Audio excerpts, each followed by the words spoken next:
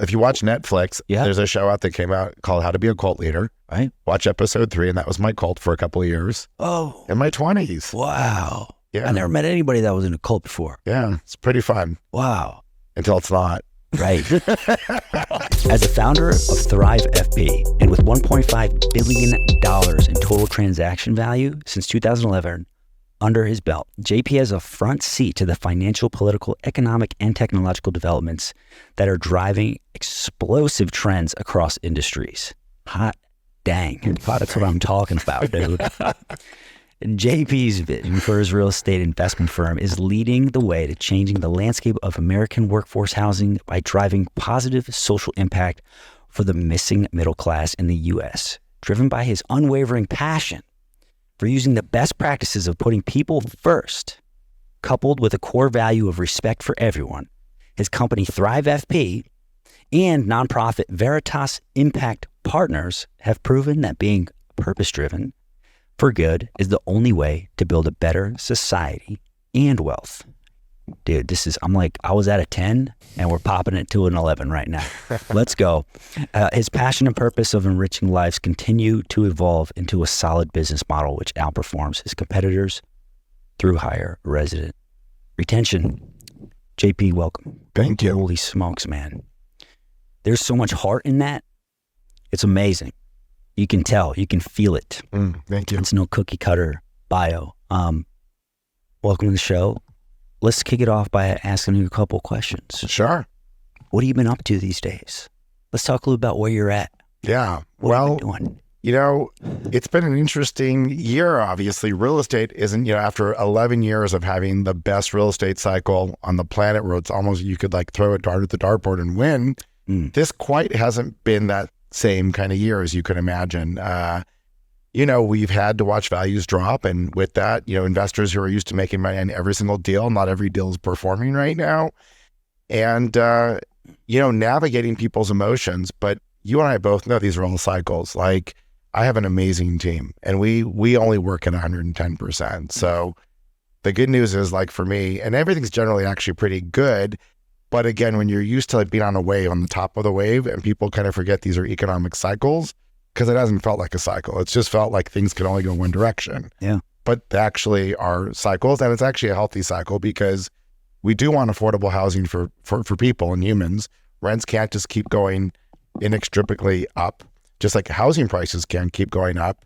So you do need some clearing. Yeah, and I think greed creates over speculation.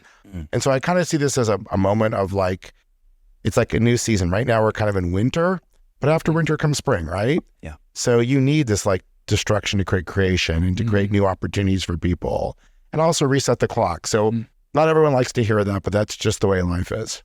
So I spend a lot of time with our clients. I'm already kind of thinking of the next opportunities in the next cycle, how they'll look like, trying to kind of figure out, I'm the kind of person, I'd like to kind of figure out what's next. Like, I'm more the creator and the manifester. So I'm already kind of thinking about what things will look like in 2 or 3 years from now and kind of how to adjust for the next cycle. Do you take more of an analytical approach or a market sentiment approach to figure out what's going to happen? A little bit of both. I'm an IQ, EQ guy.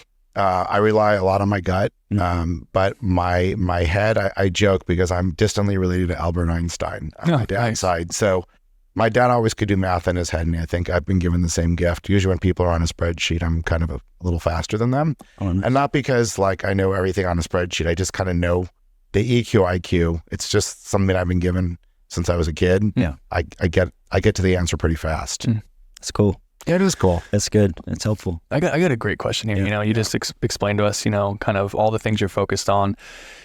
There's not a lot of people who reach the level of success that you have.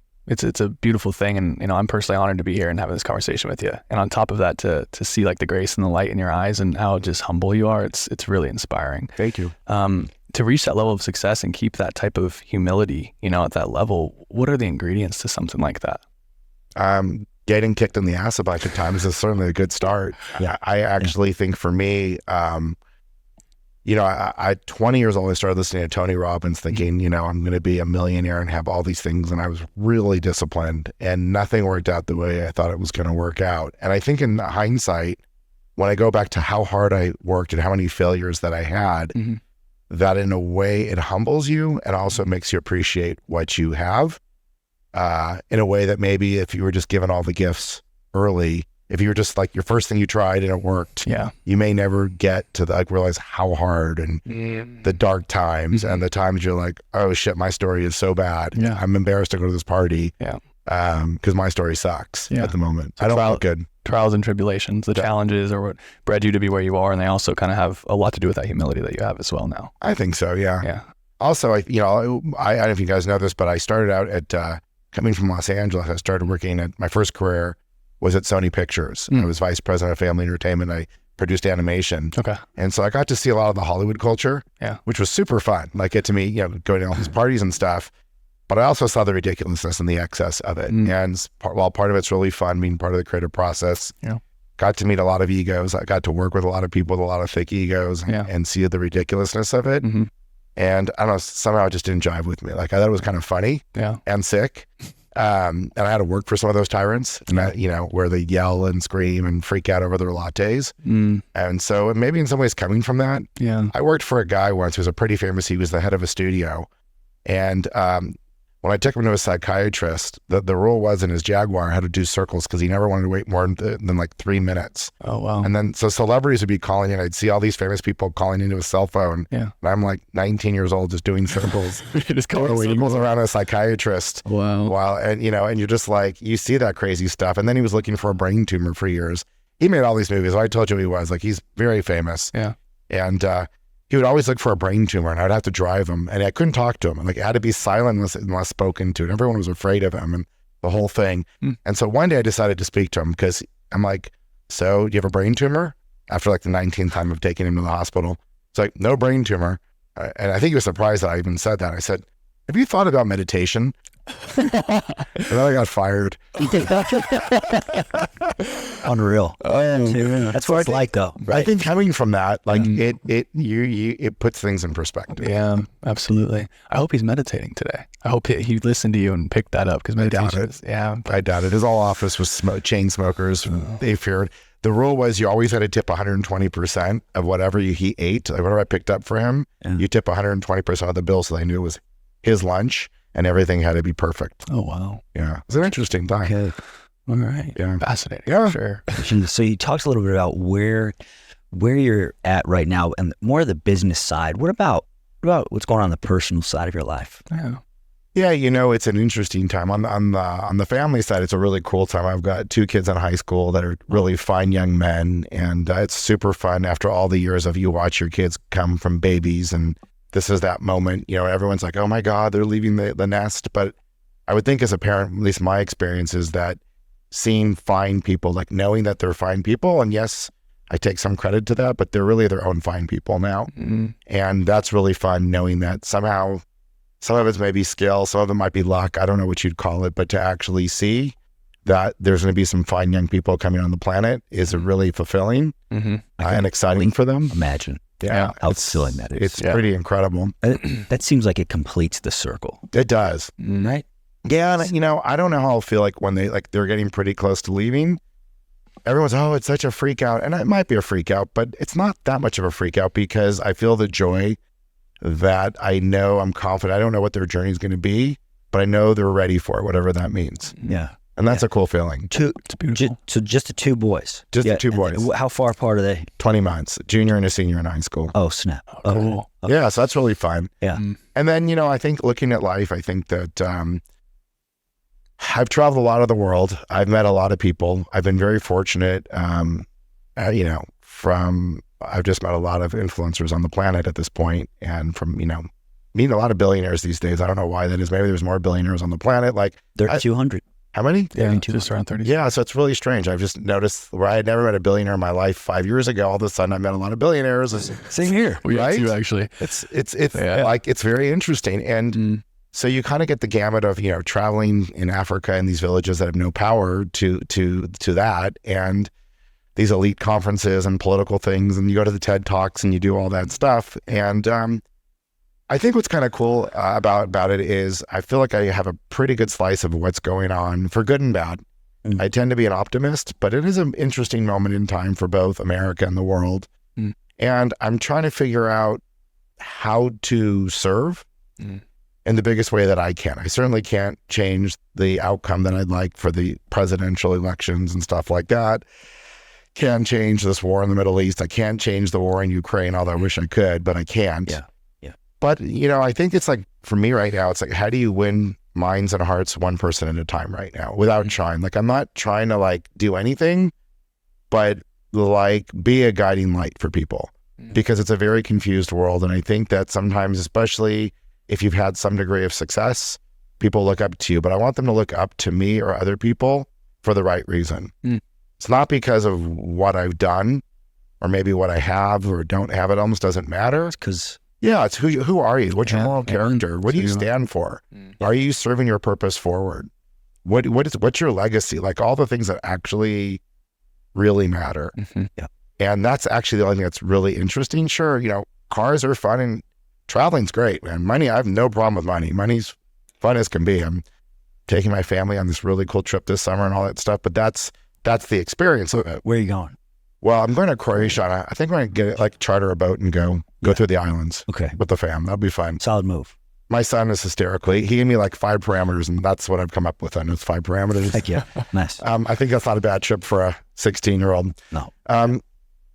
But this idea right now, I think people being confused, I think that a lot of the frustration, if you think about it, like why is, America so divided right now? Why are people so angry at each other? Why do we get so pissed off on social media so quickly? And I think there's this feeling of people don't feel like they're getting their fair share. I think they feel like they're being taken advantage of either by their government, their politicians, business leaders, or other people. They don't feel like it's a fair, like the system's rigged. And I don't necessarily disagree. I'm a nerd, so I love the tax code. I have to know the tax code because I got investors on myself. So like I look at the tax codes, I look at policy, and to say it's just and equal would not be true. I mean, there's lobbyists, and lobbyists, are with big companies, and look who pushes, and look where look how politicians get elected. And so I see it, and I can feel the frustration, and I can see that if you feel like you're being left behind, then you're gonna like rebel. But the thing about that is, just destroying and blowing up shit doesn't solve the problem. And I feel like right now it's almost like anger in the streets, like let's just blow shit up. And I don't, I love this country. I love democracy. I don't care if you're red, blue. I don't care what party you're with. I mean, I think we're very fortunate. I mean, look at you. Look what you've been able to create. Look what you're creating right now in the business you're building. Look at the conversation we can have right now and not worry, are we being listened to? And so this little gentle experiment called democracy, I absolutely love. I don't care what side of the aisle you're on. I think we're all lucky to be Americans, and I think we should value it. And I'm just a little worried about, I get the frustrations, I empathize with it, but I think this idea of blowing shit up is a bad idea. I think trying to go from conflict to consensus is super important right now. And what are we actually all for versus what we're all against? And I think if we can change conversations with people on every level, and that's kind of what I'm about right now. You need to give me a topic, whether it's the Middle East war or it's our own democracy, what can we agree on? And, and that's kind of what interests me at this moment. I have just a quick perspective on that. It's more of a psychological perspective. Sure. I've been in that field for about the same. I've been in real estate about 3 or 4 years or so. Master's degree in psychology. I worked for an amazing mindset coaching business out of the UK called Total Mental Performance. And we had this technique that we did if we ever felt any inner conflict with ourselves or with any client, because we worked with each other too. There was 4 of us on a team, and we were all licensed. We all helped each other too. Sure. And we would take any conflict and we would put one side of it in this hand, the other side of it in this hand. And we would start to get down to the specifics of what they actually desired and wanted. By the end of it, you're almost in tears because you find it's the same thing. Yeah. They want the same thing. Oh, yeah. They see things differently. A different road The to mind get to the and their same body, place. They have a different type of way of experiencing things. So I think fundamentally, I think deep down, we all do want the same things. Yeah. We just, confused is a good word like you used earlier. Yeah. It's funny. I can't talk about it too much. My wife and I have completely opposite. When we got married, we had the same political views, and now they couldn't be more different. And so we've had to like navigate that together. Who says you can't talk about it too much? Yeah. Well, Is that what you said? I don't want to call my wife out, but I'm not going to tell you who's the policies don't matter. But it's been an interesting, difficult at times, super difficult at times, and it almost like forced us because we, you know, our goal is to be happy together and not be in conflict. So it's kind of, it forces the exploration and journey of how do you go from conflict to consensus, in which you realize not only do you want to get to the same, not only do we all basically want the same thing, safety for our children, peace, freedom, like we actually want the same thing. You start to realize it's just sometimes you have a different roadmap or a different prescriptive of how to get there, but you actually, all of us humans actually want the same basic. We want to feel loved. I mean, more than anything else, what do we really want? We want to feel loved. We want to feel healthy in our bodies. We want to feel safe.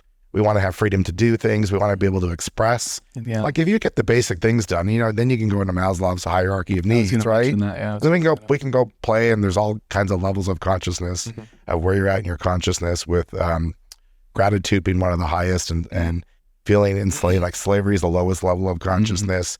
Being a victim is the second lowest level of consciousness. There's actually 5 levels of consciousness. There's one above gratitude that I'll think of in a second. Self-actualization, potentially. I'm thinking of these charts I've seen where it's like this rainbow, like V. It's like 0 is like you're saying is like grief, or like you know, apathy, and then as you work your way up, it's, I think, definitely love, gratitude, and then the very, very top is self-actualization. But I mean, that's, you know, that's important. So if you think about like what is the consensus actually for all humanity, that would be those higher level of states would be what we're actually all trying to drive to, but we use religion, color, race, gender, and all this other stuff to kind of confuse the illusion of separateness, and that keeps us further away from it. I think most people even realize that. I don't think if you ask 100, let's say 100,000 people, what are you wanting? They're going to say, I want money. They're going to say, I want a car. They're going to say, I want these things. I want a girl. I want a guy. They don't realize that it's the state of consciousness, or the state of existence, their state of being, that they're actually seeking, that actually determines their experience in this present moment. So, you know, it's a massive gap. And I think that education or that wisdom that is missing for someone to even begin to explore that within their intrinsic experience. You know, the other thing too, it's very easy as we sit here in this beautiful office in Austin, Texas, and you're in the most beautiful suit, and I'm drinking my beautiful cold coffee, my cold brew from Starbucks with a nice glass of water. It's a very luxurious thing to say, but knowing that a lot of the world is in complete survival, like where am I going to get my next meal from? Like, I don't even know like where my next, like safety or security. We're sitting from a very high class place. And I don't know that all human beings, or many human beings, have even had, you know, if you don't feel safe, you can't get anywhere with your emotions. As you know, safety is paramount. And again, if you're not sure about food security or your future or your freedom, it's hard to get to those higher levels. So I have a lot of empathy that it's not just like, it's not that humans don't want to get there. It's just not that all humans can right now. That's a beautiful point, and I agree with you. I have a lot of grace and compassion for people in those situations. What are the solutions? I mean, I know you're doing a lot of amazing things to work towards those. You mentioned the couples retreat a little bit.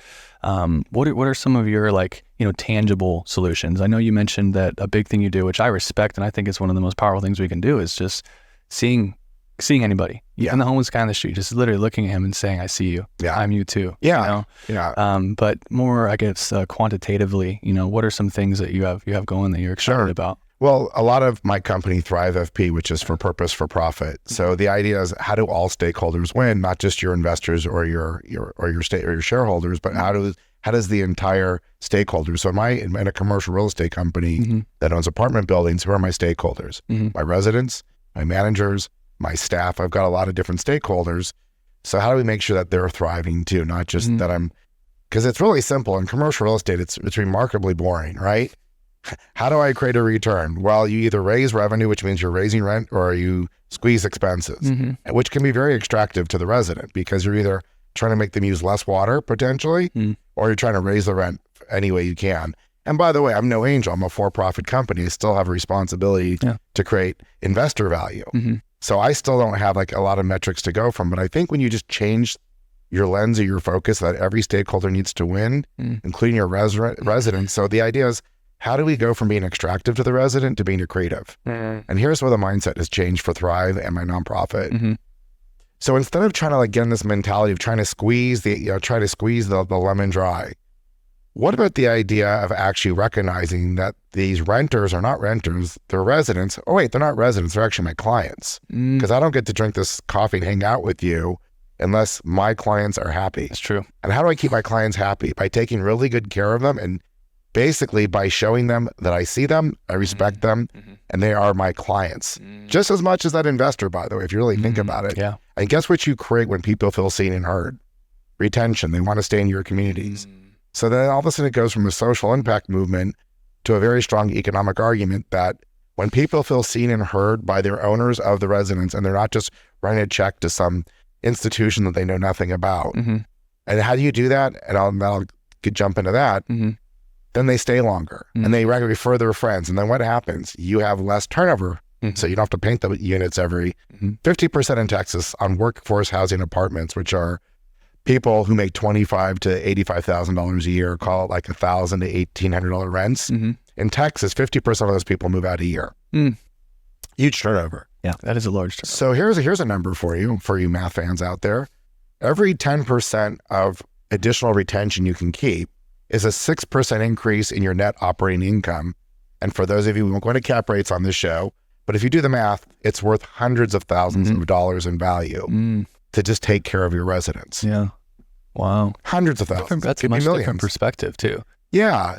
So for me, I have a profit. I also have a nonprofit that I co-founded. And the idea for me is, everyone's talking about affordability and they're waiting for the government to fix the problem. Well, I don't even want to mess with that. My thought is, how do we create programs that support these workforce housing residents? These are your policemen, your firemen, your teachers, the backbone of America. 41 million people. This isn't, homeless people are like a 6 million person, across the nation. This is 41 million people, families. And so the idea is, on the nonprofit side, Veritas is how do we create programs that come with rent? So in other words, we have programs in health, education, and financial advancement, things like telemedicine. If you're a renter and there's certain apartments, you get teledoc. How about, helping your kids, whatever grade they're in, whatever language they speak, we can get you tutoring to support your kid. Cool. What about after school daycare? So you don't have to run home from your job and your kids are taken care of with a group of other kids. And all that does affect affordability because you're easing the burden on the resident. Yeah. And so when everyone talks about amenities in commercial real estate, and in my sector, an amenity is a sparkling pool or a laundry room or a gym. Yeah. Well, why shouldn't telemedicine be an amenity? So why not just literally expand the idea of what an amenity is?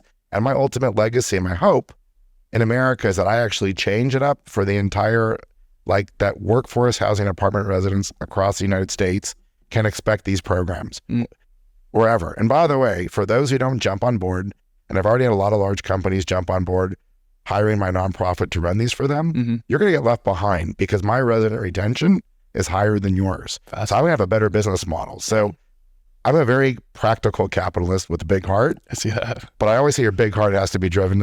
If your big heart and your big, hairy, audacious goal of social impact can be backed by an economic backing and a reason, well, then it becomes competitive. I don't care if you use your head or your heart. Yeah. Figure out that the right thing to do is take care of your residents. Yeah, I like that a lot. The last piece there makes me think of a saying that, prosperity, it follows purpose. It's not necessarily the other way around. I've found that personally when I've gotten deeper into my purpose and that the service work, it's a lot of times the money and the abundance, the resources, the people, they seem to just kind of follow right along with that to help kind of support the higher good that you're doing. Yeah. So it's cool to see. Thanks for sharing, man. Yeah. So that's in my business. And then, really seeing if I can change the entire industry. Right now, the nonprofit Veritas, we're in about 7,500 units. About 21,000 people are affected by it. And a lot of people. We're growing pretty quickly. We started during COVID and we started doing telemedicine. No one had ever thought about offering free telemedicine. We're doing that through Teledoc right now. So that we kind of started there and we're got 7 full-time staff now and it's a real nonprofit and we're growing pretty quickly and beautiful. It's kind of fun. Where were you when that idea came to you? You're going to laugh. I was in Africa hiking Mount Kilimanjaro with my partner. You're up there. My partner in business, and we also co-founded the nonprofit together. And we dreamed this up. We dreamed it up while hiking Mount Kilimanjaro. That's cool. Oh. He now has a social impact real estate fund called SIMFA, Social Impact Multifamily Asset. But the reason why he calls it SIMFA is because we were in Africa hiking Mount Kilimanjaro, and he managed to raise a lot of money, hundreds of millions, and with some of the top universities and pension funds behind him. And that all was created on a hike in Africa together. Special. Love that. Yeah. So what, you were just on a walk. You said, hey, what do you think about this? Yeah. I said, yeah, let's try it. Let's do it. Yeah, it really was. And by the way, and then so there's Simcha, which is obviously the African. Yeah. And then Simcha, which is Hebrew for to be a blessing. Oh, So it's kind of like went both ways. I love Yeah, we just kind of made it up. But we had some level of success. We were scrappy entrepreneurs. He found me on the internet. He was living in California. He found me on the web. And I put up a website I just started. And he actually didn't tell me this. He's like, I want to meet you. We can maybe do things together. And so funny. he drove from California to meet me. He didn't tell me that. He's like, he made it's like, oh, dude, I'll come out and meet you for lunch. But he drove from California to meet me. Can you imagine me off the internet? This was years ago, a long time ago. Okay. This was the beginning of my career. Okay. And it was really funny. He said to me, because I could tell he's younger than me and he's super sharp. And I knew he was going to be sharp and I knew he was going to be somebody. And he kind of like said to me at the end, because I'm a money provider, I'm a syndicator. So he was looking for money so he could buy the deals and operate them and I could help fund them through my investors. And he kind of let me know like a hot date. He's like, listen, I've got 7 other people courting me right now. Like, you or someone else, like someone's going to find me. Like he let me know at the end of it. And I'm like, well, do you have another hour we can talk? Do you have a plane to catch? And he's like, no, I'm okay. I can talk for another hour. And I look outside as he was leaving and his car had California plates. And I'm like, did you drive here? Dude. That's wild. He wanted it.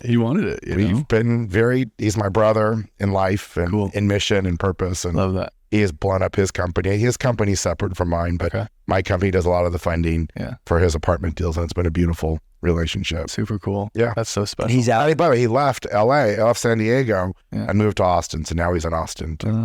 It's a vortex here, man. It's a vortex. This city is beautiful. So your best business partners here, your best friend from growing up is in LA. Yeah. Got it. Yeah. Okay. Well, let's throw it back here for a second. Sure. Let's paint a picture for the people. What was the town that you grew up in? So I grew up in Los Angeles, but I was in a town called Van Nuys. Van Nuys. Yes. What's that all about? Oh, God, there was a great film that came out. God, what was it called? Richard Linklater. It came out in the last year. And it was life in Van Nuys in the 70s. Gosh, I'll look it up for you, or maybe we'll go back to it because I can't remember what it was. It was a great film. Yeah. And you think about the time it was, like, I'm 56. So for me, it was about like a lot of freedom. It's kind of like the end of the hippie movement, but still kind of there. So my parents never knew where I was. Like there was no tracking on the phones. My wife tracks my kids. Yeah. Just be home by 7, be home by dark. Right. Right. So you're going to school. Old days. And you're kind of floating around and, we were doing all kinds of things and definitely a free time.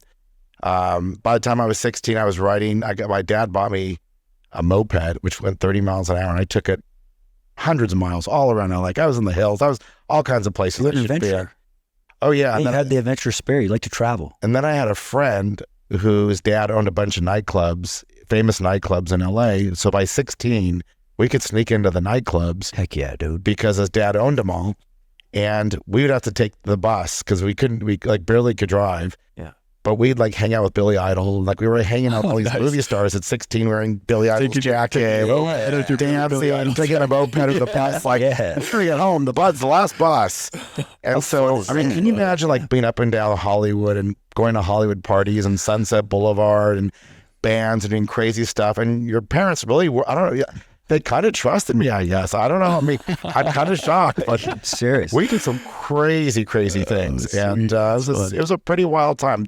Not PC. There was no seatbelts. There was nothing. We were just having fun. What was it like living in your household with your particular parents? What was that like? So my parents, again, definitely hippies. Yeah. How so? How were they? What made them hippies? They were hippies in that they got married at 19. It was the 60s. They got married.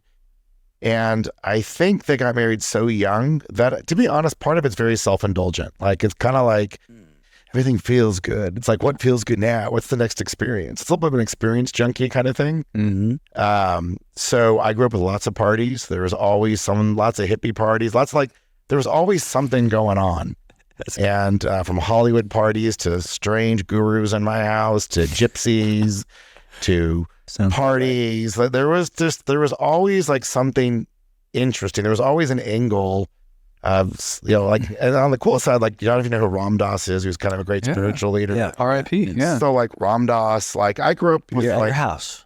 yeah, well, or other Just houses. the I was environment. by the environment. Maharishi Yogi from like the Beatles. I know. Wow. Yogi was hanging around. Like there was just lots of interesting things going on. What did they do, your parents? How do they make an income and they're being hippies and they're like, what is, So was it my dad? if you can share, I don't know. My dad was actually in commercial real estate, and he was doing apartments. So I grew up like I was an investor at 7 years old. Yeah. Wow. And so it was kind of a family business. I knew about it for a long time. It was interesting because my dad had investors, and I watched my dad, go from nothing, being self-made, to also when Ronald Reagan changed the tax rules, it killed real estate. It took all the tax benefits out of real estate, and it cratered the value of real estate. Like we're having a price adjustment now, but this was a crater. And I watched my dad have to like reinvent himself because all his real estate had crashed under that. And it was a macroeconomic thing. And it was an interesting experience for me because my dad, with every single investor to investor, worked it out. And it took him a couple of years to do. How old were you when that happened? Probably 15 or 16. So you had a good scope of what was going on. I did. very I'd aware. say to this day, for better or worse, Yeah. I'm a very conservative with other people's money and my own money. Like I think that I take fiduciary really seriously because I've seen what it looks like on the other side of it. Yeah. And I've seen people like, even my dad wasn't like, I don't think he was, I think he could have done better with even protecting himself. So I think the lesson I got from all that was, just I think that in some ways, my partner and I, Adrian, I think we, maybe to our fault, sometimes we take fiduciary, like we're the first ones that, we will take the hit before our investors. We just will. And being smart, assuming that, all that glitters is not gold. I can't tell you how many people, like from my Hollywood days to now, how many people pitch to me every day their story. And so every real estate story, including when you're flipping a house, it's always a story. And you got to digest the story. So the numbers are the numbers, but then there's a story. And then you got to, that's where the IQ and the EQ come in, right? So there's the IQ, it's this much price per square foot. Here are the comps, right, in your world. Yep. But then there's EQ, like I feel for, like, what's this house telling me? What's the buyer not telling me in the story? And I think one of the things for me that's most interesting, maybe after all the years of doing this, is being a naturally curious person. I ask a lot of questions, but I don't ask them always. I don't always even know why I'm asking them. It's kind of a stream of consciousness, but there's always a reason. And sometimes I don't even know the reason, but I usually will get to a conclusion in my gut. And if you listen to the conclusion in your gut, 9 times out of 10, it's right. Then I got people in my office with their spreadsheets who sometimes try to convince me that I'm wrong or this is where I got wrong. And now after being in a couple cycles, I'm pretty sure that my gut's right about, not always right, but right a lot. If you're hitting a solid 80%, 80, 85. 80, 85. Yeah. That's a good. Because I think we don't success. take into account as much that our gut really knows a lot, especially if you've been doing this a long time. You've taken, now you've done some houses. Wait till you do 100 homes. You almost could do this with your eyes closed and you get to feel it becomes like the shoemaker. Yeah. The Italian shoemaker who made shoes for 30 years. You think he can close his eyes and make a perfect shoe? Yeah. It kind of feels like that to me at this point. Like it's just not hard. You can bring me any deal. Yeah. If you may not want to hear my advice, but I'll tell you what I think anyways. And Yeah. That's great. It's that intuition. It's strong. That intuition you're trusting. Yeah. I mean, I think hopefully we all can become masters of some craft that we're interested in, right? And that's fun for us. It is. That's where storytelling comes in. Yes. Yeah. So you're in California. You're living the lifestyle, hopping everywhere on your Moped, on my 30-mile-an-hour moped. Yeah. Living a good life. Living a good life. Where along the lines, elementary, middle, high school, did you ever get derailed a little bit throughout that experience of yours by chance? I did. What did that look like? It was actually really hard because I think in a way I lived an idyllic middle-class life growing up. Like we weren't rich, but we weren't, we always had food and always doing my little adventures. And then kind of by accident, I think, I had an awakening experience of like what life was about beyond just being 16 and, drinking beer and chasing girls in the mall. Yeah. And actually, it's here in Austin. If you're ever interested, it's now called Ascension Leadership Academy here in Austin. Its predecessor was called LifeSpring or Landmark Forum. And I'd call it, I'd highly recommend it. I just sent one of my employees there. It's really, if you really want to know not how you think you show up in the world, but how you actually show up to other people in the world, Wow. as far as how you show up to others, it's amazing how we think we show up. We think we know our story. We think we've got our story. We're very confident behind our story. You go to a party, you've told the same story 100 times. Whether you know it or not, you're just telling variations of your same story. This is even a variation of a story I've told before. It's just another iteration of it. Yeah. But it's interesting, what you say versus what people perceive is not the same thing. And so I highly recommend, by the way, anyone here who's here in Austin, Ascension Leadership Academy. If you really have the courage to look deep and you want to know. Yeah.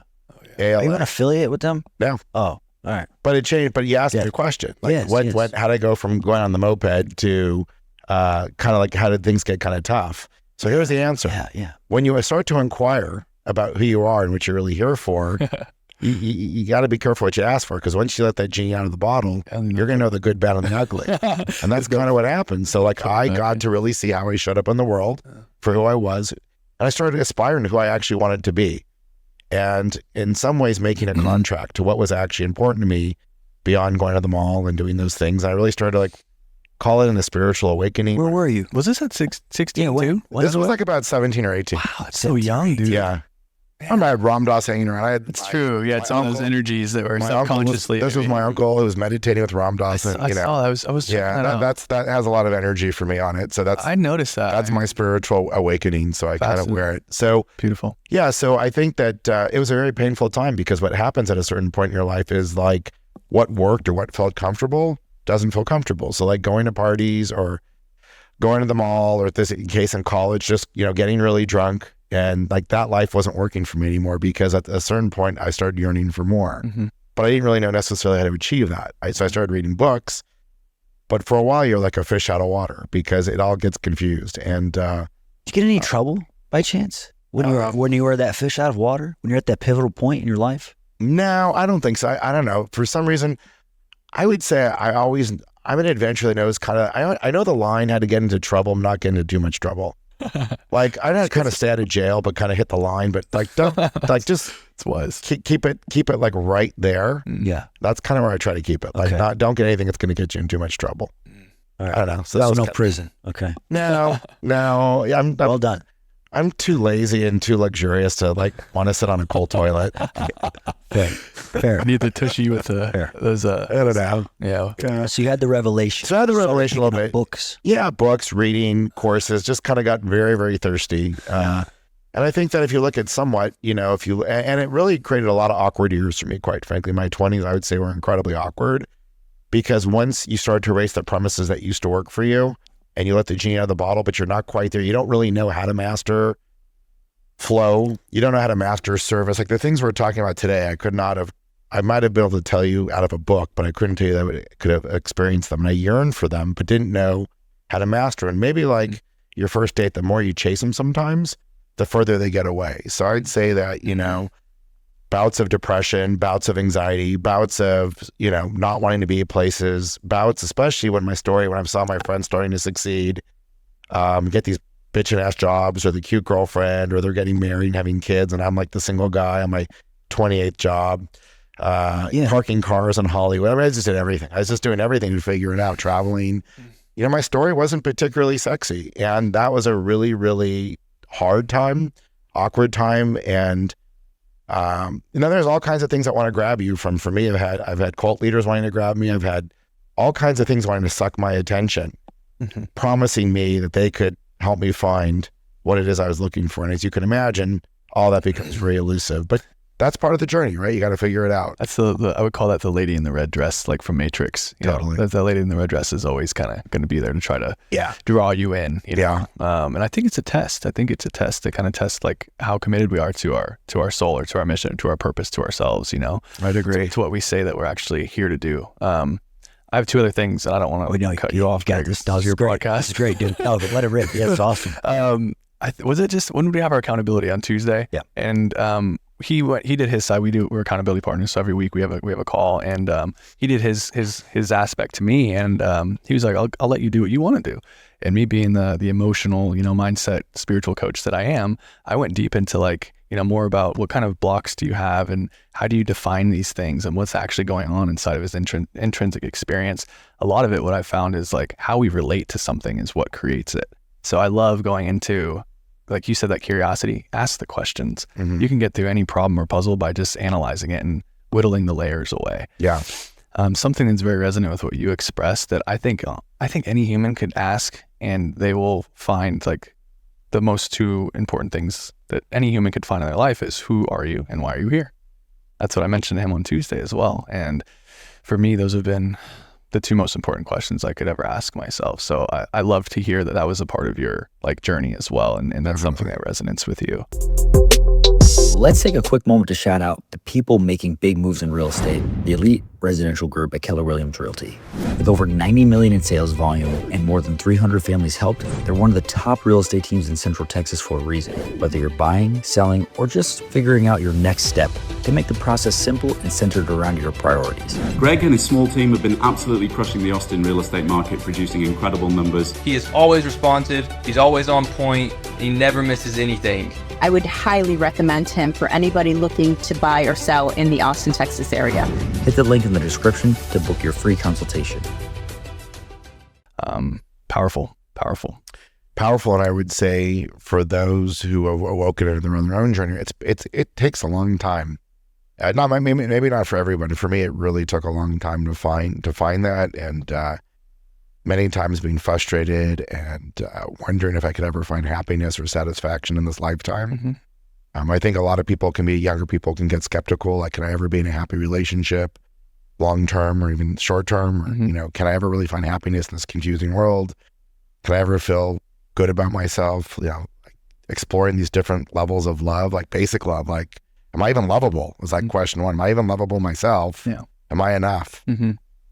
I mean, some basic stuff, and then these are hard stuff, and I really have a lot of compassion. I went through a lot of suffering, and it's taken a long time. But I hope that people have mentors, whether it's a podcast like this or other things, to say, hey, yeah, you do the work. It's hard sometimes. Yeah. You got to be resilient, but we all have a God-given right to be happy, and we all have a God-given right to being here on this planet, to being perfectly imperfect, to being here. A right to exist, a right to express our own talents, whatever they are. Mm-hmm. And that doesn't have to do with who you're with, how much money you made, your status, your followers on Instagram, just by being here and being a good human. You do have a responsibility, I believe, to be a good human. You can't just do anything that's gonna, like, your actions affect others. You do. I do think that's, if you're following the basic thesis of like, I'm here to be a good human and hopefully to give more than I've taken on the planet. Yeah. You're at least in my book and a lot of other books, I think that's the basics. Yeah, I like that. I think that's the juice. And what's fascinating is some people would take away from that, I have to give more than I receive, and they might think that's a negative thing. But what I've found is I actually receive the most when I do give. That feeling, of that fulfillment. Yeah. So it's a kind of a paradoxical thing, but I think that I'm with you. Like, the deeper that I go into my process and my journey, the deeper I whittle through the levels of my purpose. It comes down to this awareness and this understanding that this physical form is going to be gone at some point. And really what matters after that are my future children, your future children, our future children, and the collective humanity. And how can we impact that in the most beautiful way moving forward, to give them an opportunity to have talks like this about changing the world in the best way. Yeah, and also I think people should remember, I think we kind of also sometimes, our news hypnotizes that the world is totally falling apart. And we have to remember that actually, as a planet, health span for people, lifespan for people, education, literacy, peace, safety, everything is going actually really well. We just don't know it because the news only wants to talk about climate disasters and wars and where things are a problem. But remember, we are exponentially growing in health, safety. I would imagine with AI, it's going to take a huge load off of our workforce. Yeah. Give this another 50 or 100 years, as long as we don't do anything stupid with our planet, the ability for humanity to experience abundance and more people being in safety, whatever abundance means, it has to be sustainable abundance. Obviously, for the planet, we got to figure out that balance. Not everybody should be just ripping through on private jets and just tearing up the ozone. I think that's not a good idea. But I do think that a sustainable version of abundance, which abundance, for as we've been saying, it's safety, it's happiness. I think that we are growing it rapidly, and I think that opportunity is going to continue opening its doors. Yeah. I think technology used right is, a hugely powerful force for good if used right. And then, on the optimistic side, I have a huge hope and promise that humanity will cash that chip in and continue. We're already doing it, right? As we talk right now, it's happening every day. I just hope we can continue doing that. Yeah. Yeah, I have faith in us too. Good. Let's talk a little bit about the power of choice, because you said you almost got distracted, or there's things trying to take your attention. Yeah. What ultimately had you say no when it would be so easy to fall prey to those, like the cult leaders and such? Yeah. Well, sometimes you fall prey to them for a while. You got to go through the experience of. Did you? Yeah. I've been there too. Which time? Oh, every time. You name it. Like all these things. Oh, yeah. What? Tell us. Well, if you watch Netflix, Yeah. there's a show out that came out called How to Be a Cult Leader. Right. Watch episode 3, and that was my cult for a couple of years. And, That you were in. Yes. Oh. In my 20s. Wow. Yeah. I never met anybody that was in a cult before. Yeah. It's pretty fun Wow. until it's not. Right. So you look around and saying, I don't know about this. But you'll laugh. I think the experience was the guy, by the way, he's still doing his thing. And, very charismatic. And if you don't know much and someone can promise you that they can bring you happiness or joy if you just follow them, and they have the answer, they've got the secret, which how many people promise? You think about it every day on Instagram. Someone's promised you they've got something that you don't have. It could be a cosmetic product. They can give you more hair, more happiness, more money. Everyone is preaching. It's kind of funny if you ever take the sound off of Instagram, you just kind of watch everyone going like this with their hands. Everyone's telling you don't have something, and I have something for you. If you just follow this program, this product, this thing, then you'll be happy. Yep. And that's not that different. So when we say a cult leader, it's not really all that different. This guy's product was, I can show you enlightenment, right? Yeah. So going through that experience, I didn't last long because some people were really good disciples. I'm a horrible disciple because he's like, Keep that. you need to put money. You need to put money aside. You need to put relationships aside. You need to put the whole world aside and just be with me and serve me. And I'm like, but I really like money and I'm really ambitious and I actually think I want to date and I think I want to be in the world. I don't think I want to be here. Like I like meditating, but I don't think I want that. So I didn't last long. I'm a horrible disciple. Which, by the way, he's like, you'll be unhappy because you are not a good disciple. And I'm like, I guess, but I don't see any other choice because that's what I'm going to do in this world. And so, but to your question though, like, I'm so glad I went through that because then that taught me that nobody can bring me my happiness. Only I can self-actualize myself. That's it. How old were you when you were in that? 20 or 21. 2021. Yeah. And you went through this process at such a young age. I did. That's yeah. Would you say that has a lot to do with kind of where you're at now in your life? Because you got to go through that earlier. Definitely. Wow. This was all an extension. This is just the play kind of continuing just at a different age. It's more fun now than it was, being 21. I believe it. I believe it. Maybe a little less friction.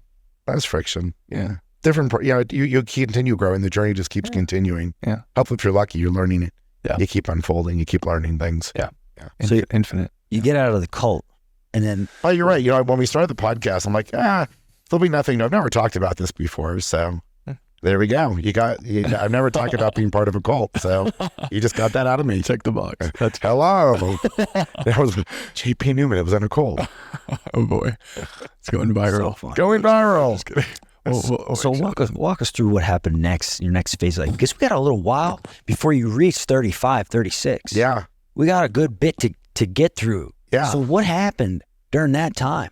I mean, you're up and down, you're doing all these jobs. Figuring shit out, just figuring things out. I think literally between jobs, books, explorations, traveling, just kind of figuring it out. Women. Yes, dating a lot. A lot? A lot. What does that look like, to date a lot? And when you say date, are we just going on dates for coffee? What are we doing with all that? Well, I got to tell you, I think being a little older, I'm going to be a little I'm going to sound a little old manish right now. Yes, we weren't swiping back then. Well, you weren't swapping this. Not everything was a swipe and a commodity. Right. You actually took a person out. You actually would give them an hour or two. Yeah. You might even do a dinner before you knew them. You might actually take some time to get to know someone. Yes. It wasn't a grind fest. It it was actually getting to know people. And cool. it was a little slower, to be honest. And again, I think the old fashioned me would say, you know, there's an old Bible and spiritual thing that sex connects. Now, whether you like it or not, anyone who thinks that sex doesn't connect, you don't get it. Like when you put your body, think of Avatar. I mean, you're connecting. And so I do think that when that jumping in now, I know it's a commodity to do that, but I think that really knowing the sacredness of connecting and slowing that down a little bit and building the romance, if you ever want something beyond just a orgasm, if you actually want to like go beyond that in some dimension, then slowing that down, slowing that roll down a little bit of the easy part and actually taking that romance part. And at my time, it was just, I guess I could have been, you know, that was just my choice. It kind of goes with the whole curiosity of everything. I think curiosity of love and curiosity of romance. So I think it was more truly innocent, slower, getting to know people, being rejected, sometimes not being rejected, having experience. It's just kind of the whole ball of wax. Did you ever move somewhere very far away for a woman? I never moved for a woman. No, I never moved. I did move, but never for a woman. No. I was in a lot of relationships, but they were like shorter term. I think I was learning a lot at the time. I think my whole 20s was about just learning and trying to figure things out. And you know, by the time I got to my 30s, you know, I had a good job. I think I told you I was in corporate America doing my thing. So I was doing the Hollywood, wearing the Hugo Boss suits, driving the nice car, making some pretty good money. Yeah. Being at a movie studio, it was pretty fun. I was the youngest vice president in a division of 500 people. I had my assistant and my balcony in the movie studio. So I kind of got to experience that experience. What did they see in you? Out of all the people, you're the youngest one. Yeah. What was it? Oh, I'm a scrappy motherfucker. Excuse me. Can't say. Yeah, you can't. I'm You can't. scrappy. The kids are tough. I love that. What makes you scrappy? Where does that come from? Gosh. There is a strong resilience in me. It might have, you know, part of it, I think you're born with it's in your spirit, but I think part of it actually, when your parents tell you you're great, or even your grandparents tell you you're special at a young age, I think part of me just believed it. Just believed it. So it wasn't aggression that brought you to being resilient. It wasn't like, I'm a tough son of a bitch. I'm a tough son of a... You're like, no, I'm great. But it really was. But I'd work hard. I mean, it's one thing to say it, but people see it in you. And I just think like Avis, I tried harder in everything that I did. I think I tried harder in everything. I think in my career, I had a couple startups that failed, but everything I did, even to this day, I say, don't waste my time. And I know you can appreciate this with a team. I only want the A team. I've always wanted, don't waste your time. If you're not going to be the A team, don't waste my time. Don't do anything 80%, including your relationships, including your marriage. All in or don't bother. I'm an all in guy. I'm a pain in the ass to a lot of people, including my staff, I'm sure. But don't, B+ is so lame. It's so lame. So do things you love and just do it at 110%. And I think that was the difference. They shouldn't have hired me at Sony. They hired me as a vice president. I had experience that wasn't completely relevant to what they needed. They saw something in me. They didn't want a handhold. They wanted to build a children's division, and they had about $150 million to spend, and they gave it to me and said, just go build a division out for us. And I think they were so busy doing feature films, they just kind of left it to me to do. Yeah. And I didn't need much handholding, but I was a pain in the ass because I would just get it done. But sometimes I would piss people off along the way. And that's where I had corporate limitations, because sometimes you got to kiss people's butts. And I'm more like A to B, not A to C to B. But sometimes in corporations, you need to be A to C to B. But that's never been my stronghold. So I remember when I got promoted, my boss, who actually turned out to become the chairman of the studio, he ran the studio about 5 years later, said, I'd love to fire you sometimes. You're such a pain in the ass. But he says, you just keep producing for me. I just got to promote you. And so that's how I became the vice president. Results. Okay. We can't argue results. All right. That's awesome. Yeah. Man. Super cool. I wanted to go back to, you mentioned, we kind of brushed over it, but it seemed like it was a pretty important kind of step for you kind of evolving. And it was that Ascension Academy that's here in Austin. Yeah. What did they do in there? I'm curious, especially being a coach and being in psychology. Yeah. I'm very fascinated. What happened in there?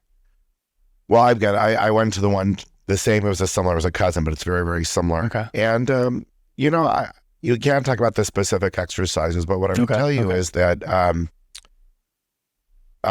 you have a group that's completely committed to you. Okay. And most people, as we all do, most of us live a lot of our time in our heads. Yeah. And I think they've really figured out the processes, and with total commitment in their coaches that are well trained to help pull you out of your head. Mm. And sometimes it's comfortable, sometimes it's less comfortable, but to pull you out of your head to see what's actually really going on. And what amazes me about humans, including myself, is how much we're driven by unconscious behavior. Oh yeah. Right?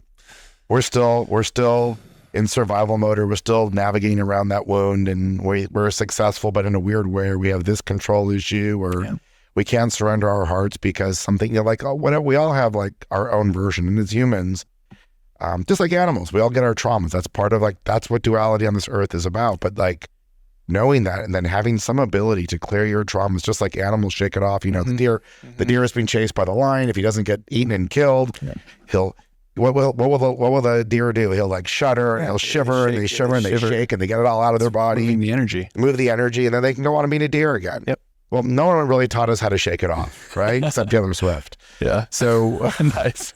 Right?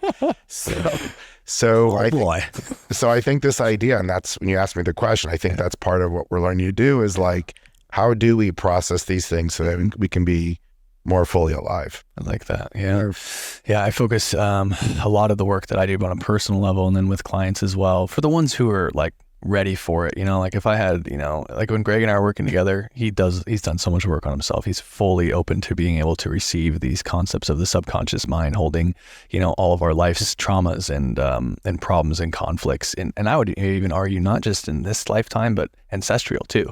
I think some of our traumas come from our mother and father, and maybe even their mother and fathers, these beliefs that are subconscious beliefs that are in our DNA. Yeah, I agree. That, we have to work through to get ourselves to a place to where I think we can actually be who we came here to be.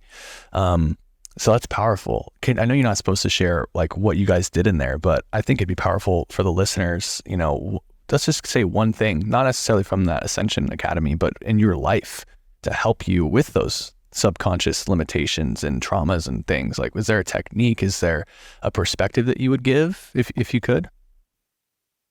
So I think it's really interesting. I mentor a lot of young people, entrepreneurs at this point. And what I find, and I talk about a lot of my podcast, is that because we tend to be in our head a lot of times, we know how a lot, but we don't know why. We really don't dig deep into our whys. And I think more and more when people look like, I know you're a successful real estate guy, so you get this, people are like, oh, real estate must be easy. People get rich in real estate. How many people get rich in real estate in what you do? What percent of the people? 10%. Right. 10%. Do you think 10% of the agents are making a good living right now? Not so much. I don't think so. What percent of the agents in your industry are making a good living, right? Like let's say over $250,000 a year. How many agents? What percent? Geez, man, like 3%. I bet you might be 1.5. 1.5. Maybe 3. Yeah. There's the point. Everyone thinks everything's easy, and it's not. Because all that glitters is not gold. So everyone thinks that real estate's easy. You have worked your ass off. I didn't know your story, and I know you've worked your ass off. Because you couldn't be where you're at if you didn't. I've worked my butt off. I've grinded for years to get to where I'm at. And so the reason why I mention that is that I think people, to grind and not know your purpose of why you're grinding or where you're trying to get to is kind of, and I did it for many years. I'm not like, I have a lot of empathy, but I think that, and sympathy, but I think that your why ultimately, whether you listen to Simon Sinek on TED or if you really go deeper into your thing, I mean, your why is ultimately going to be an emotion. Like, so, and I thought people are like, I had a funny one last week, but I'll say that one. But like, people always think it's an idea, and it's really not an idea. It's actually an emotion. Right? If you think about it, when you really get to your bottom line of your why, when you really start to get down, like for instance, if I said, why do you want to be in real estate? Well, I want to do houses. Well, why do you want to be in the housing business? Well, because I want to make people happy. Well, why do you want to make people happy? And you go and you go and you go and you dig and you dig and you dig.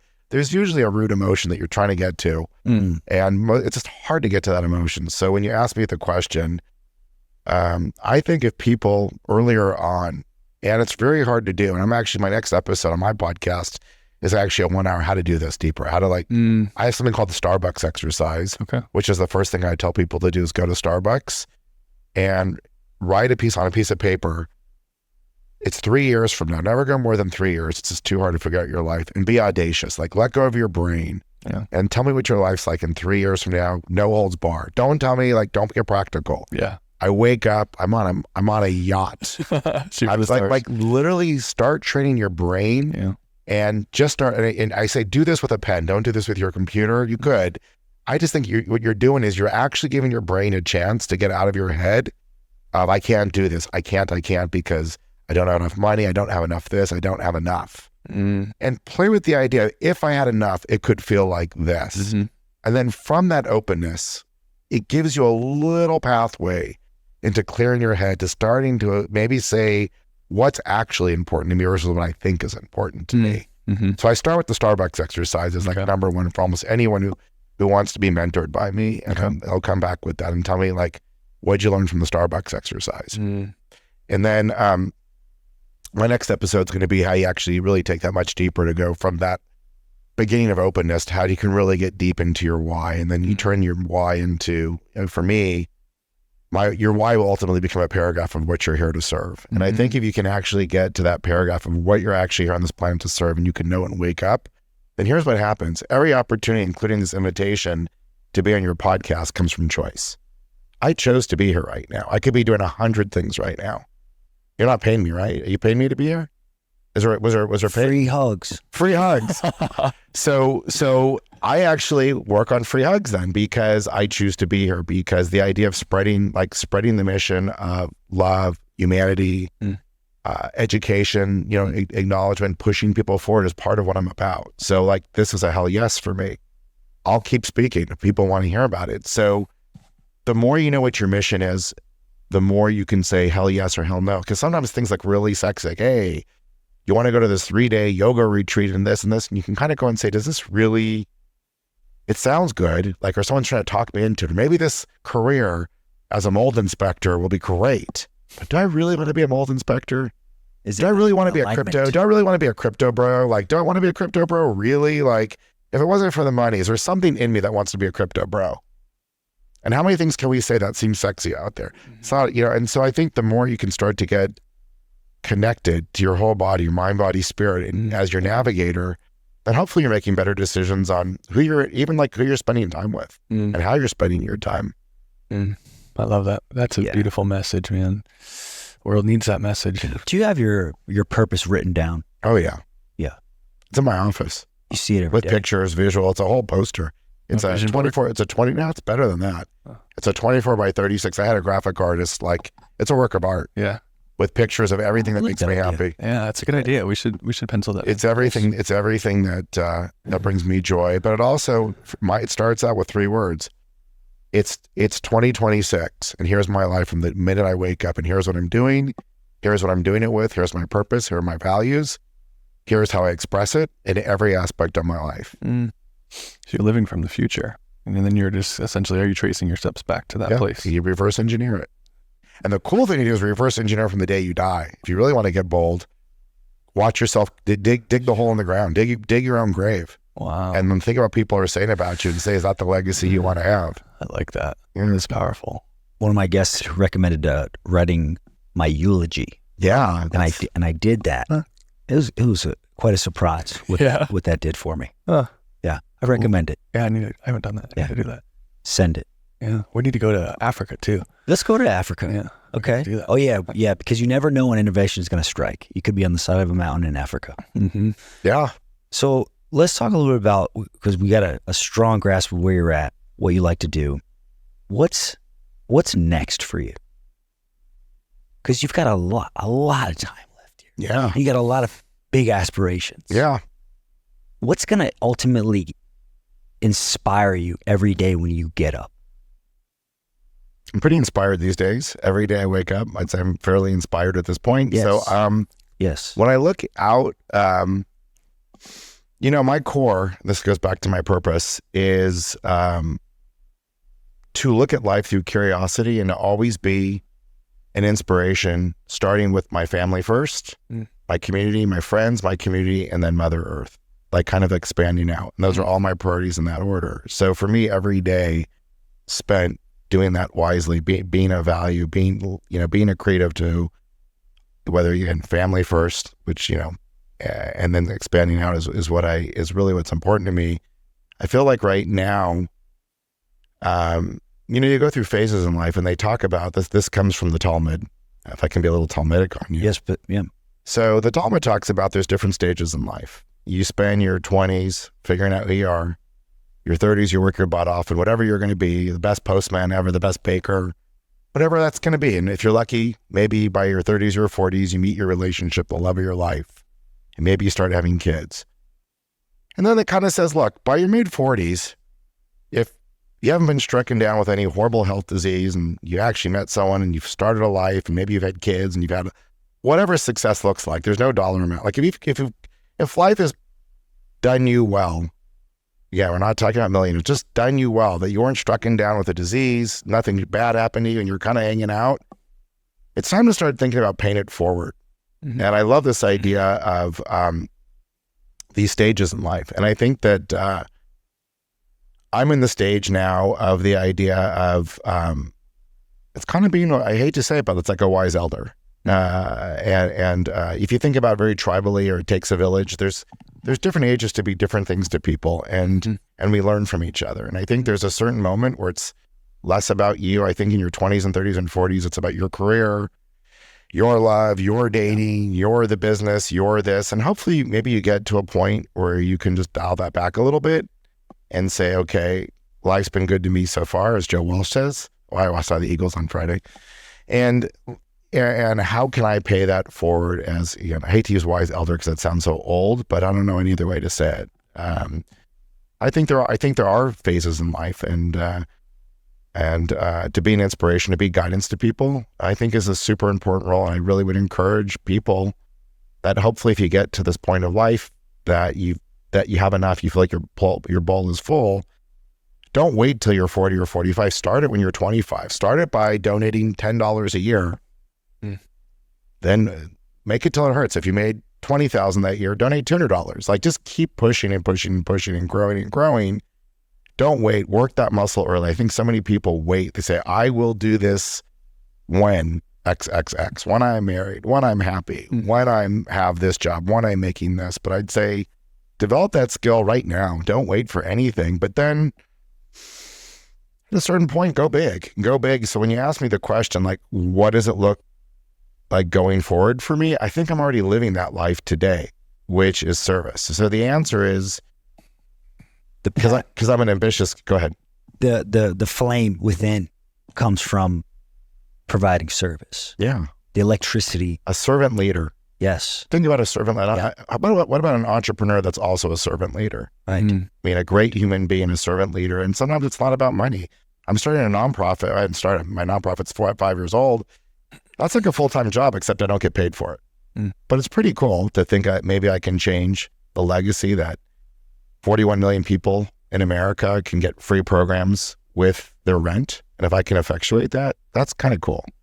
So I got a lot of work to do. That's amazing. I got a lot of work to do. Worth it. Well worth the work. Right. So that's one day at a time. Okay. Wow. That's fired up. I love the selflessness too. Yeah. Asked him his meaning and purpose, and I think a lot of people would turn to inward and start to talk about like me and I. And the first, you said my family, and you kind of rippled out to just these external layers, and then Mother Earth, and then inspiring people. So that just goes back to the humility. That's beautiful. It's definitely inspiring. Yeah. Well, as you probably guys all know, selfishly getting out of your own way is where you'll be happiest anyways. Like, don't get too caught up in yourself. It's kind of a fruitless pursuit. Yes, it is. Yes, it is. Dead end road. You're chasing your tail for a while. Is there anybody that's alive that you haven't been able to chat with that you think you'd enjoy a conversation with? A couple people, yeah. A couple? Couple. Who comes to mind? Well, I have to tell you, and I probably could meet him. I just haven't done it yet. Yeah. There's a guy named Peter Diamandis out there. I don't know if you know Peter Diamandis. Where's he at? Is he up north? Yeah. America? Northern California. Why isn't he? Okay. Singularity University. He did the $100 million X Prize. He's worked with Elon Musk and Ray Kurzweil. He's kind of one of the top thinkers in the world. And what I feel like I'm a little bit of a fanboy. I've seen him speak, and I'm a fanboy of his because in a world that tends to be very dystopian, Peter stands for a utopian future, that humanity through technology can have abundance. We can have, like, the world is better than you think. And he does it based on facts. He looks at AI. He looks at like how much longer we're living, how we, like, cancer is down 5%. Like, he quantifies it. So it's not just a feel good, but he's like a guy that really stands for a utopian futures for humanity. Wow. And it seems like everyone's kind of professing that the world, that we're just going to basically blow each other up one day. And I like this idea. And if you keep, whether it's Hollywood, or rappers keep singing about the same garbage, like, we're storytellers. We're human beings are incredibly creative. We will eventually fulfill the story that we're telling. So what story would you rather tell? Words matter. Words matter. Yeah.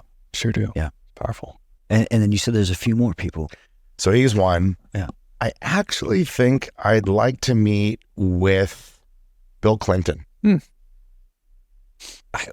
I know where I would take that conversation. Maybe you would take it somewhere else. What would you talk about with Bill? Well, he was like, it's like Big Willie.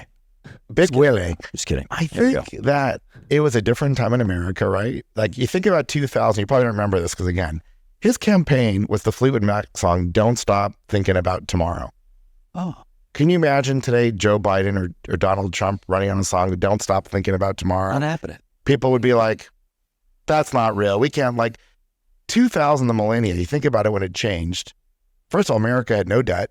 We had made so much money and so much prosperity. We had about 6 months when America had a surplus. Whoa. All we talk about is that but like, don't stop thinking about America. Fleetwood Mac singing for Bill Clinton. I'm not saying about Bill Clinton, it was kind of a time. There was an optimism in the song. Like there was a promise. We have no debt. We didn't have a lot of conflict going on. We actually didn't know what to do with our money. We had money to spend. We could spend it on teachers. We could revamp education. We could create new infrastructure. Like, we're floating in money. America is floating in money. We're not in a war. People are relatively healthy. We're going into 2000. Like, everything was a possibility for a moment. Yeah. And I would have been interested to sit down with him and ask him what that moment was like.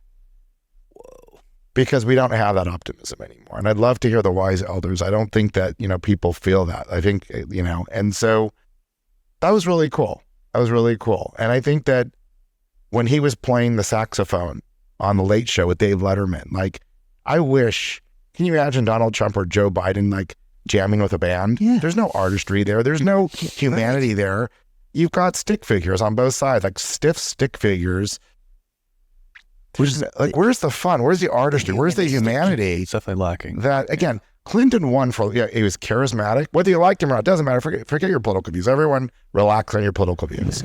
Just think of a guy who's, like, on the Late Show circuit playing the saxophone and playing cool songs. Like I'd want I don't care what political party, I want humans that seem or pretend they seem, or maybe they really do care, to, like, be a servant leader to run our country. So I think that's what the fascination comes from. Interesting. Well put. Stick figures. Stick figures now. Yeah. Right now, they're just people who can raise their names, their brands, their names and brands, but they feel very fake. Yeah. Artificial. Yeah.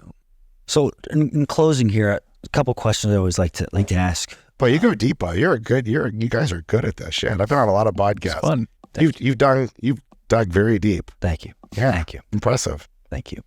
So let's throw it back to little you. Okay. Right. You're growing up in your household with your family, and you might be a little confused with who these people are doing whatever they're doing. What would you say to yourself now? At what age? What age was I in this? Like, you're in elementary school. Wow. What would you tell yourself? Wow, I feel like we're about to go on a shamanistic journey together. We are, actually. Surprise. I forgot my seat in Palo Santo. I almost brought my seat. Plot twist. Let's do it. Let's open the portal. I wish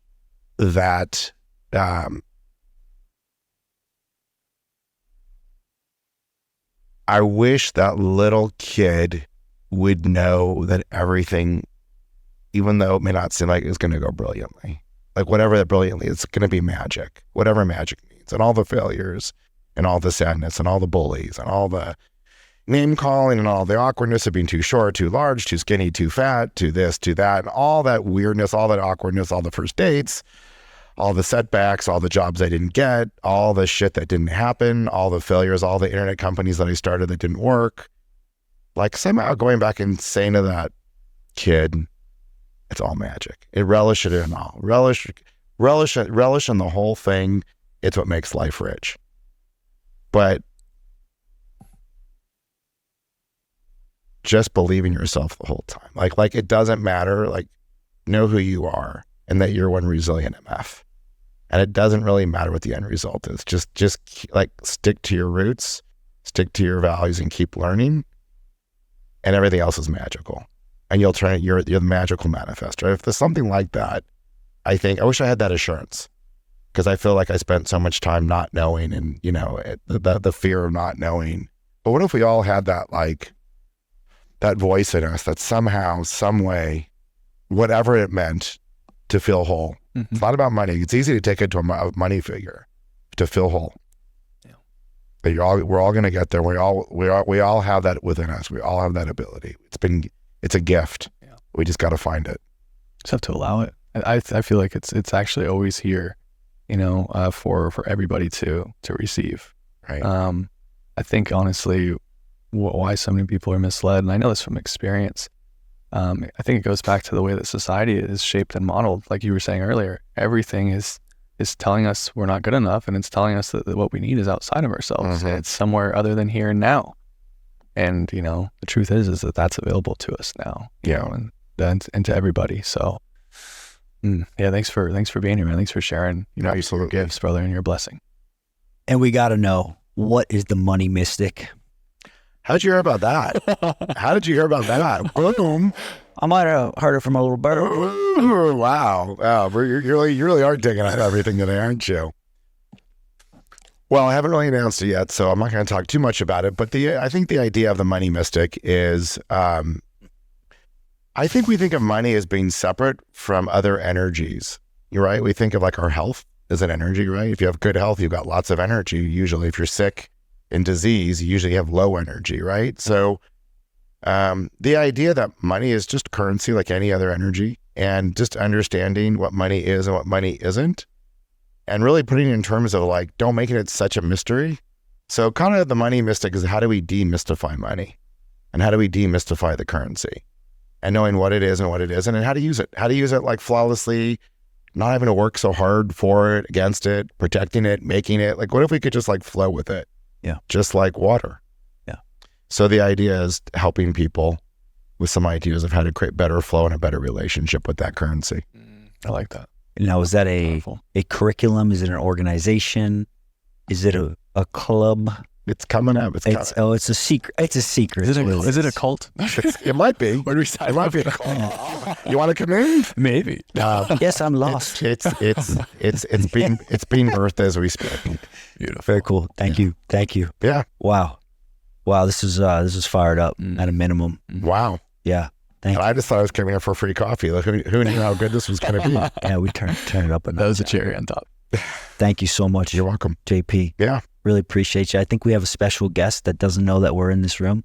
That's downstairs waiting for us. Awesome. So we're gonna close up shop here and greet our guests, folks. Thank you so much for tuning in today. How can people reach you? Can reach me at thrivefp.com. thrivefrankpeter.com is my company. JP at thrivefp.com, and my podcast is Investing on Purpose. And it's on all where you'd expect it, YouTube, Spotify, and all those places. Better not to email me, because my assistant gets kind of frustrated. So better probably just check out my podcast. And if there's anything specific, my assistant can help with that. Awesome. Awesome. Let's do it. You heard it here first, folks. Till next time. Cheers. Cheers.